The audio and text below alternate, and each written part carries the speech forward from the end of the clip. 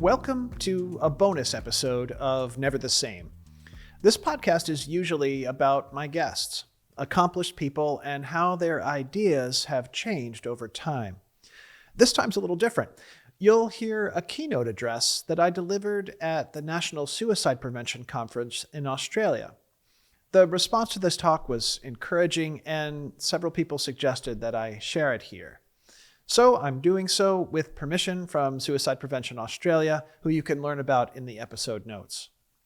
In this address, I dive into projects that explore how networks of relationships shape suicide prevention.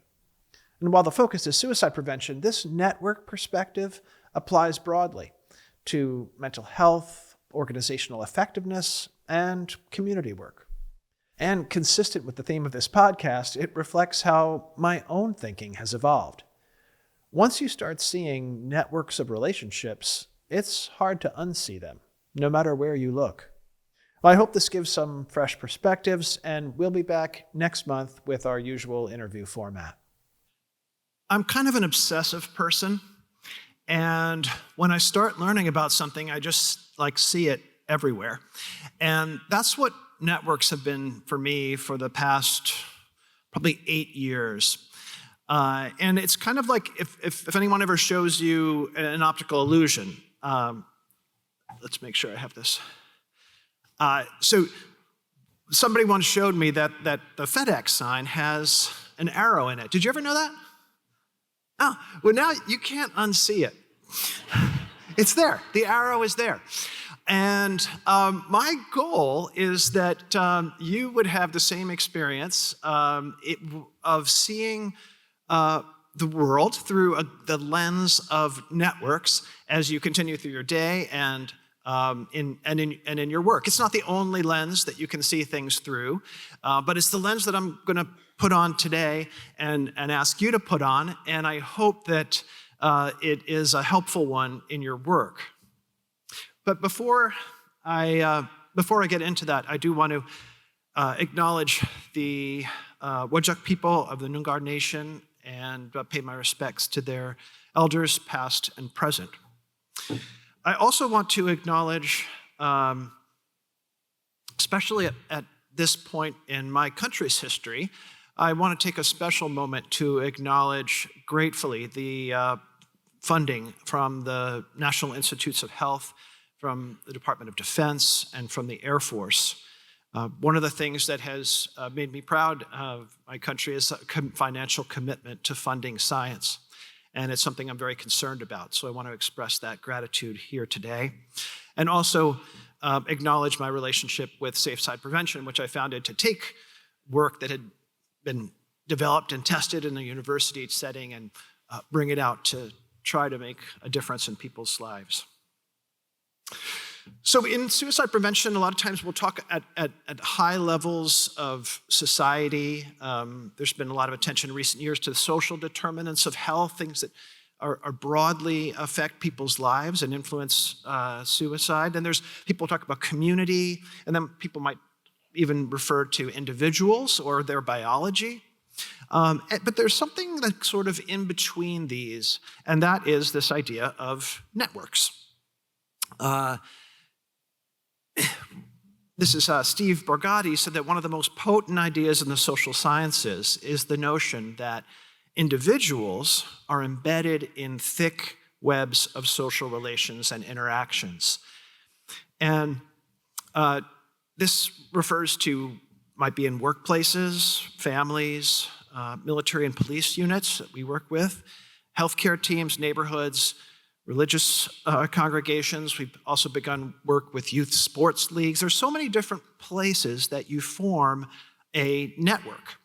And so just to kind of define this a little bit more, relationship networks are that web of human connections through which resources of various kinds support and information flow. So these could be close ties, like with family, and they vary in strength and purpose, as you saw that list of different kinds of networks. And these networks shape how communities function, how ideas and behaviors spread, and how these systems operate. And so network science helps reveal how influence, opportunities, and support move through communities. So this is the sort of concept in the science that we're going to be anchoring ourselves in. Social network have been embedded in all kinds of research, from farming research to aging, all in really internationally. But Steve Bugatti and scientists aren't really the first to notice that we are embedded in thick webs of social interaction. And as I've had the chance to interact with in different indigenous communities, these are core concepts. So any Kiwis here? Ooh. So the Maori people have a concept of whānau, of the family and community that they're embedded within. In Native American cultures, the idea of clan, and here in Australia, the kinship ties of Aboriginal and Torres Strait Island people, this idea of relationships that not only tie us for support, but also create mutual obligations. And for me, it's always increases my confidence in a scientific idea when it converges with ancient wisdom. And these ideas around the importance of networks in our lives, not just the feelings that we have of support, but the actual structure of the relationships and the relationships between people is really powerful. It's been known to be powerful since before there was science, and we have now apply scientific tools to try to understand these. As an example of this from that I learned about in New Zealand, whakawhana tonua. I knew I was going to jump over it. I've been learning Maori, lots of bits of Maori language, and whakawhana tonga. Oh, somebody here say it. Oh, see, you say it so beautiful. This is Anaru Hodges from Hawke's Bay, who taught me about this concept, kind of pulled me aside and taught me about this idea of becoming family, finding common ground with people. And there are rituals and processes for creating relationships through shared experiences, working towards cohesion and unity, learning from each other, and building trust and understanding, that concept. And boy, when you think about suicide prevention, like, what do we need more than these things? But I don't know about you, but whenever I hear, like when I sat there and Anaru was explaining to me this idea and all of the steps that are around it, I just think, I want more of that. And I want more of that for the communities I work with. But without going back and creating a whole culture, how can we reproduce that? Are there ways that we can understand that and actually replicably and predictably bring that about? And that's what I'm going to share about is a few different threads of work and in different collaborations that are aiming to bring that to suicide prevention, and some data showing that it really does matter for reducing suicide risk and other mental health concerns. My colleagues wrote this paper where they noted that although current interventions often modify social perceptions, like your sense of support or belonging, very few seek to modify the actual structure of the surrounding social networks. So let me talk to you about some basic research on how these things function in suicide, and then some intervention work. So first I'm going to talk about some work that we did in high schools, mapping social networks. So A couple of concepts to get familiar with. Many of you may be familiar with these already. So we define those relationship networks as the web of human connections through which resources, support, and information flow. And so the structure of a network is how the connections are arranged. And we often make these kind of diagrams where people are represented by dots. Lines are the ties between them. And then we study different parts, different properties. And that includes, for example, the density of relationships. The density is a measure of how interconnected people are. There's centrality, which helps you understand how influential a person is in their network. And then coreness, and you're going to want to remember this because the finding that I'm going to show in a second. Coreness measures how embedded somebody is in a social group. It's not just about how many friends you have, but how connected those friends are to each other. So you could think of this as being kind of asking the question, would that person still be connected if people on the periphery of the network were to leave? Do they have multiple ties across multiple different groups? Okay, so you're beginning to hear how this is different from just social support or the perception of belonging, but it has to do with this pattern of structure, patterns of relationships between people. Okay, so let's look at a diagram. This is one high school from a study, and in red are students who'd had a suicide attempt. In yellow, let me see, yeah, the color shows through here. Yellow are people who've had suicidal thoughts. And the size is the coreness. That's how embedded people are in this high school network, whether they're friends or friends with other friends. That blowout up top is kind of an exemplary group where is a healthy and very well-connected group of students. You can see that there's lots of ties between them, and the friends are friends with each other. And then down below, slightly covered by my words, is a network with less interconnection with others in the group and more suicide concerns. What was interesting about this is that you could actually map on the suicide concerns with these concepts of coreness.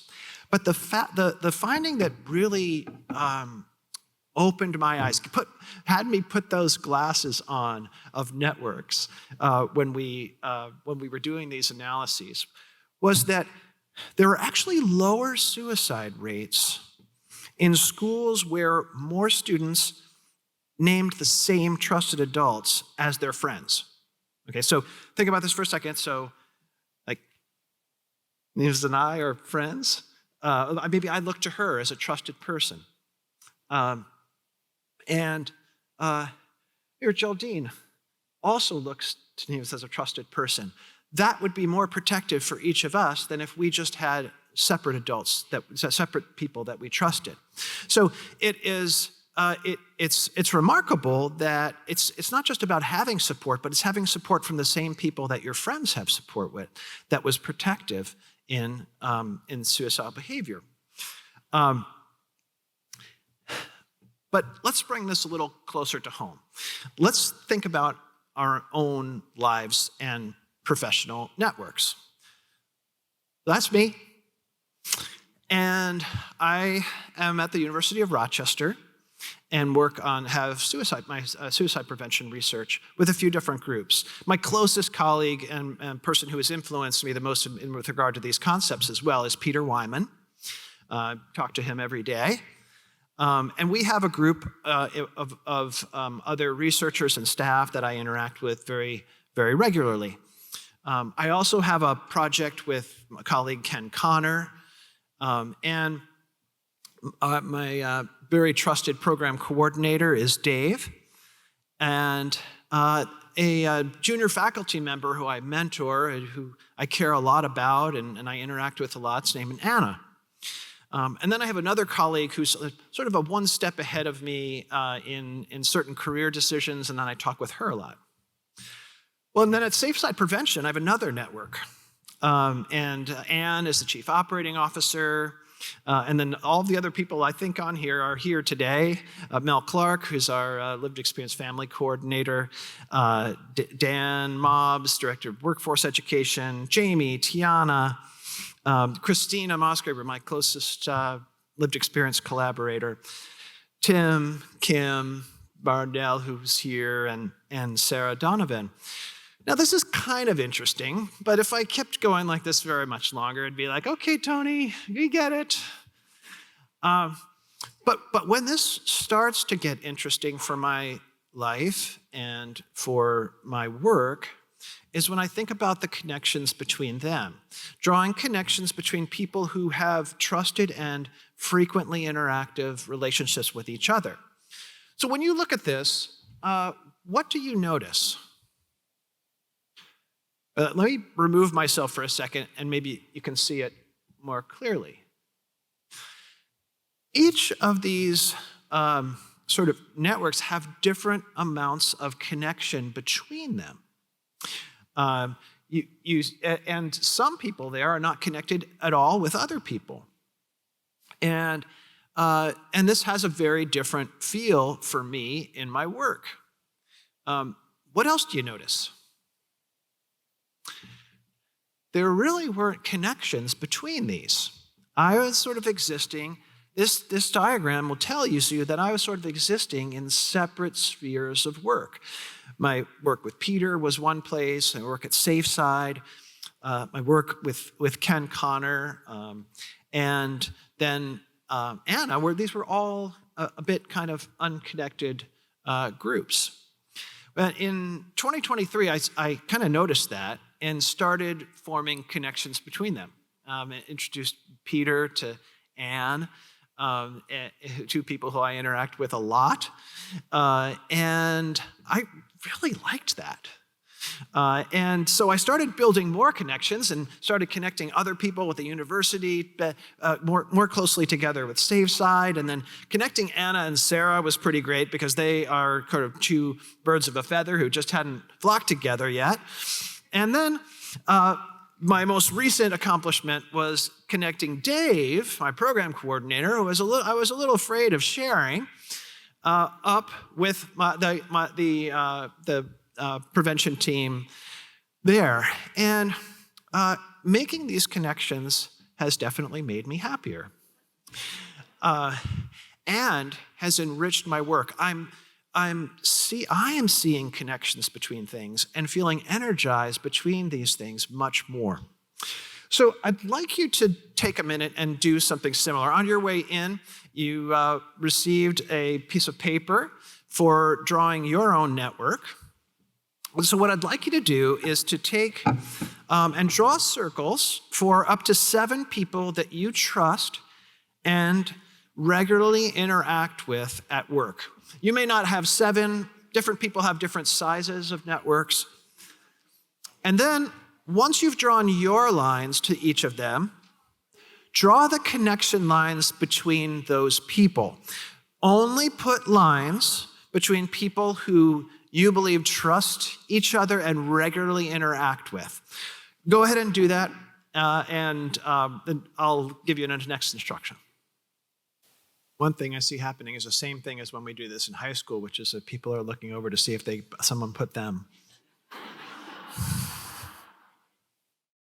So this is a small snapshot of your network, but what I'd like you to do is to turn to the person next to you and share one thing that you notice about the connections that other people around you have with one another. What do you notice about your diagram? I'm just going to give you 1 minute to have the conversation, so each just share one thing with one another. Go ahead. Okay. So just as the conversation is getting good, I'll interrupt you.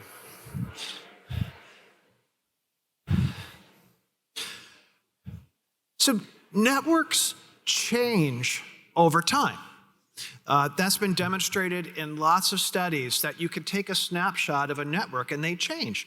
And you can imagine people leaving change things, external pressures change things, different experiences that groups have together change things. You could probably think about how, if we had time, you could think about, well, what did this look like a year ago? And maybe you could envision what it could look like a year from now. And those who are in positions of leadership or organizational development could think about that. Well, how would we like to adjust this network over the next year as one lens on maybe developing people or bringing other people on? Okay, so that does happen naturally. Networks change. But can we change networks on purpose? Can we do things that would reliably form a healthier relationship network? So I'll talk to you about this Connect program, which we began developing with the United States Air Force. And in the Air Force, it's called Wingman Guardian Connect. And wingmen are the airmen in the Air Force. Guardians are the people on the Space Force. And so, everybody likes their name to be represented. So it's called Wingman Guardian Connect, even though it takes a long time to say. And so this began in military settings. We also have validated this program now for first responders, police officers, and there's work going on in healthcare, in religious communities, a trial being conducted right now with African-American churches, and just beginning a project in youth, urban youth sport leagues. But I'll tell you about it. So the Connect program was born out of observations that leadership in the Air Force had made that there was less connection among personnel in the Air Force, and especially in the earlier career stages, and there was some research that had shown that. And there was also a strong demand for new models for developing skills. There was a report that came out that observed that a lot of service members thought that had their training for suicide prevention by PowerPoint. And the observation was that might not only be ineffective, but could actually be making things worse. So there was a desire to have new ways of developing skills that was more like the way we really learn skills, right? Which most of the things that we learn are not taught through a cognitive process. Most of the things we learn are because we're in relationship with people and we observe what they do, or we hear something about their lives or observe it and we make changes according to that. And finally, there was also there was a particular moment in time where there's a strong desire for research because it's very hard to conduct rigorous research in military settings, and there was a desire to have randomized studies in the military environment. So a bunch of things kind of came together to begin this collaboration. And thanks to generous funding from the Department of Defense, we had almost 2 years opportunity to build a network-enhancing intervention that strengthens the group in order to strengthen the individual.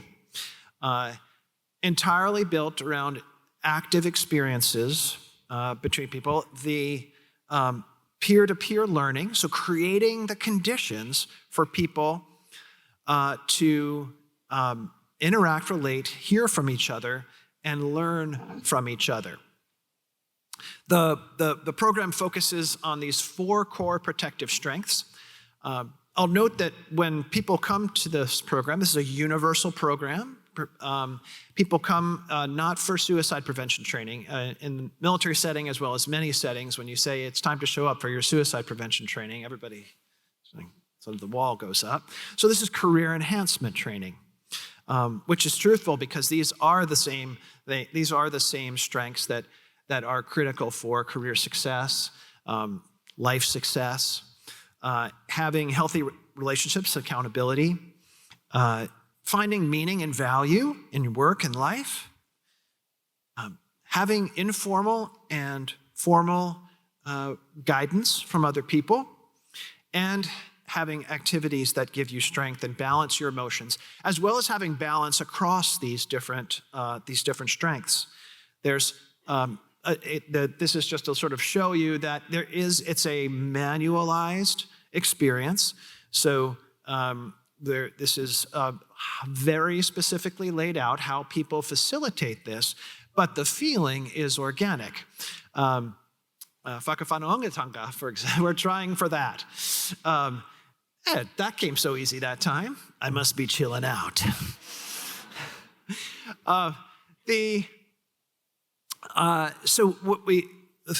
Thanks to lots of opportunities to try and iterate and try and iterate and try and iterate, we were able to come to this process.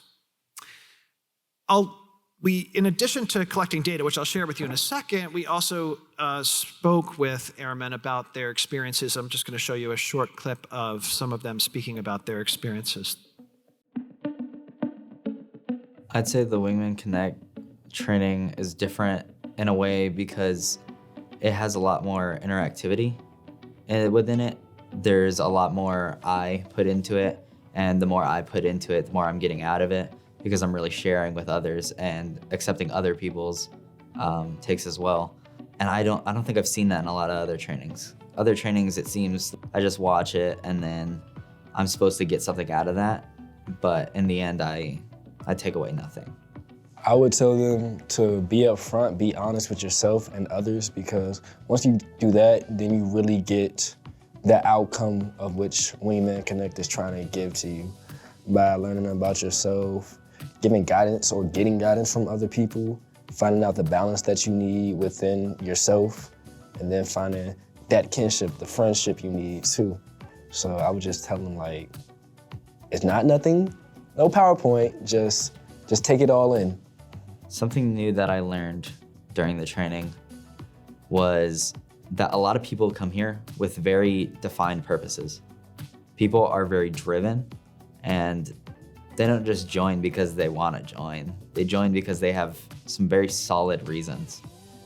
And it made me question for a second what my reasons were. And I feel like that was really important, to put a mirror up to myself and really ask myself the hard-hitting question of, why am I here? It was way more interactive. I still hold those relationships with the peers from Wingman Connect to this day. Resiliency is more so focused on those negative effects that come from stressors, whereas Wingman Connect, I believe, is focused on, it's in the name, building that connection with our wingmen, with our airmen, with one another. So there are carefully designed prompts, activities, sequences for accomplishing those things. And what's exciting is that we were able to see that have an effect on suicide concerns. So we conducted a randomized trial. I spoke yesterday in more detail about this trial, but I'll just share the results of it here with you, which is that we did the people so these are people who the groups were randomized to either have this program or a kind of control program that's more like training as usual. Still interactive opportunities to ask questions, have discussion, and some experiential exercises, but not focused on that. So that people did improve their bonds, cohesion especially, and healthy mutual expectations. And what we saw was a reduction in depressive symptoms, in suicide risk, at least in the short term, and work problems. And this was an especially gratifying finding because this is a program that is not, doesn't speak at all about you, like not getting in trouble at work. And that's what these are. So getting like negative counseling statements, getting disciplinary actions. We didn't tell anybody not to get into a bar fight. But people had less problems at work. And this is so encouraging to me because like probably everybody in this room, we all have this intuition that if we could build a lot of these protective factors, it would help all kinds of things, not just suicide, but all of those things that cause distress and pain in our lives and separation between people. So that was really, really rewarding about this. And we were able to show through kind of specific analyses about how the change happened. This is a mediation analysis, but it basically just shows that the way we hoped it would happen, the way we were aiming for it to happen, that is through that group cohesion, is how the effect occurred. But you think, okay, what about the people in that group who might have been struggling? We didn't try to find them or directly intervene with them. And, you know, it's one of the challenges in our field is that probably 90%, I don't know exactly, of the interventions that we have depend upon identifying somebody or somebody raising their hand and identifying themselves and seeking out help. But we know that in certain environments, and really almost all environments, a lot of people who have suicidal distress don't identify themselves. And you can't read people's minds. We actually got a lot of feedback from people in command structures that they felt a lot of pressure to try to do that, try to figure out which person's slamming of a door meant that they might be thinking about suicide, and another person is just feeling upset. So we do need approaches that can address suicide risk without identifying people, singling them out. We need to also, at the same time, this is just one lens, so at the same time, we also have to try to reduce stigma, make things more accessible so that people do feel like they can talk about it. So it's not to say we shouldn't do that, but we do need interventions that don't rely on that.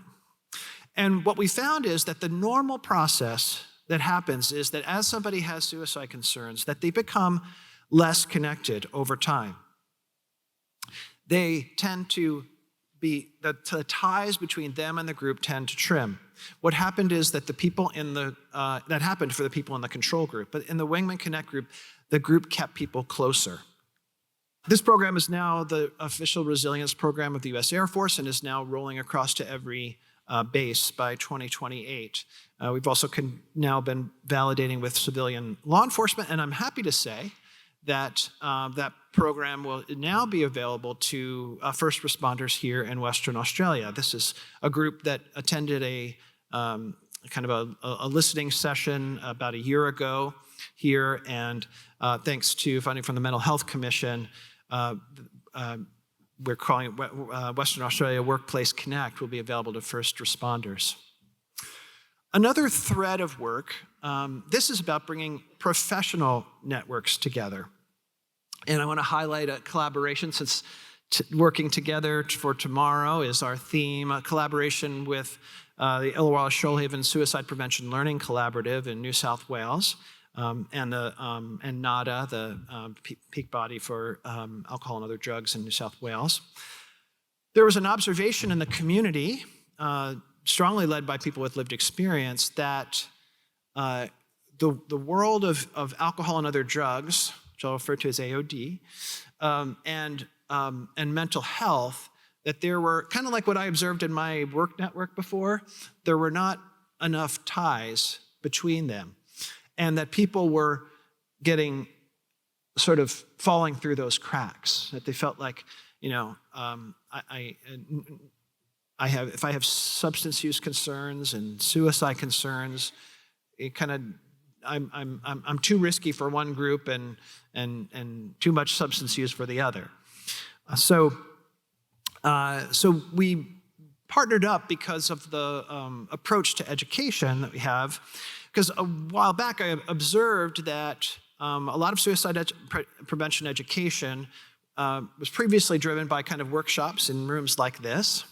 And then because of the need to document compliance and get lots of people trained, people began doing online training, putting people behind computers to learn their suicide prevention training. And there's a place for that. So this is not it's always about the and, right? But I did have concerns that couldn't be the only way. We weren't going to prevent suicide by people kind of clicking through online modules alone. And we conducted a study with the Veterans Administration in the US, which gave me an idea.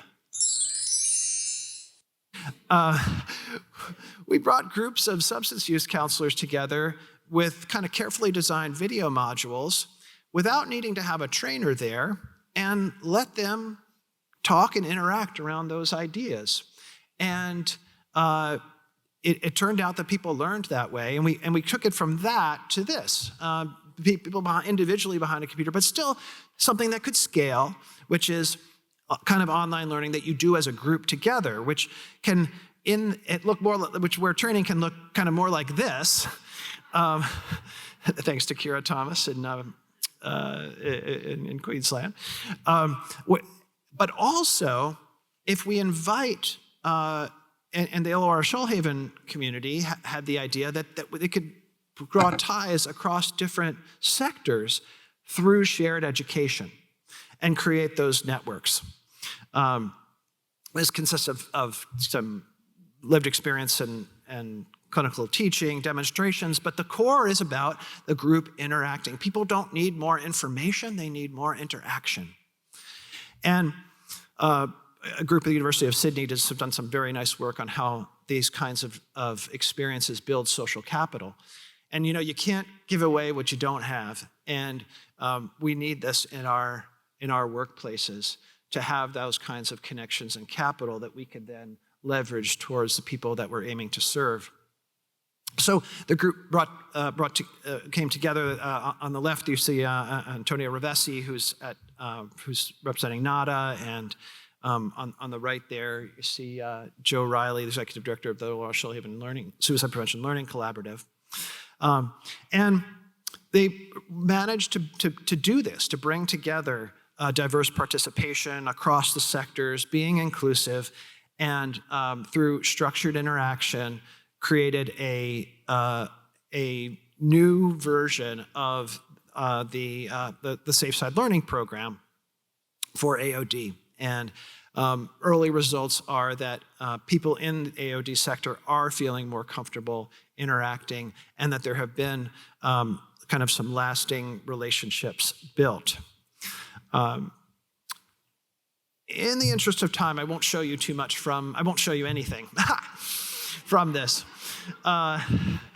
You can find this. This is the welcome from it, where you see the ties occurring across the community. And you can find this I'm pretty sure we can find this on the Safe Side Prevention website. So we'll pass through that.